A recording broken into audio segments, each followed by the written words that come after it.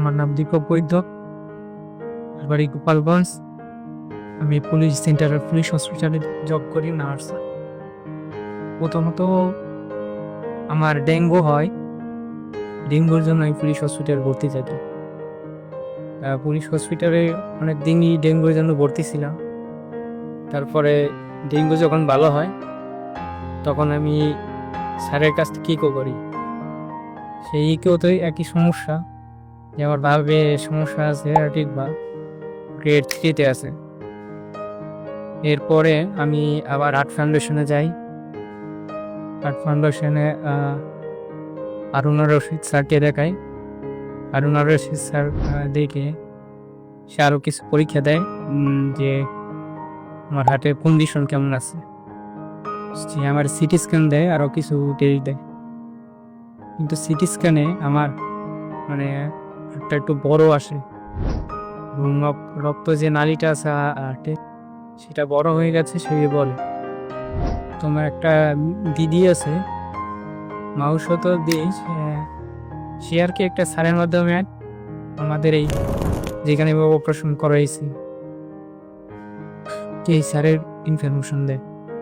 তখন আমি আসি, আসার পর স্যারকে দেখাই।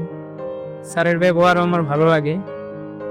সে আমার সাথে অনেক সময় কথা বলে, সবই আমার বোঝাই, বলে মানে কোন বাল্ব নিলে ভালো হবে বা কোনটা ভালো হবে না হবে,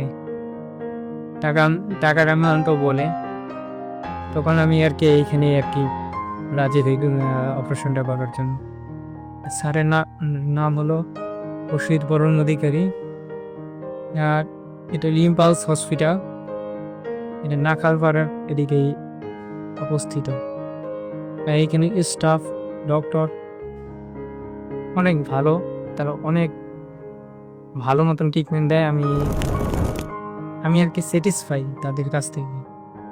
ডক্টরও সব কিছু বুঝিয়ে বলে, এবং নার্সরা সব সময়, তারপরে যারা আনুষঙ্গিক যারা আছে নার্সদের সাথে, তারা অনেক ভালো, তারা হেল্পফুল অনেক।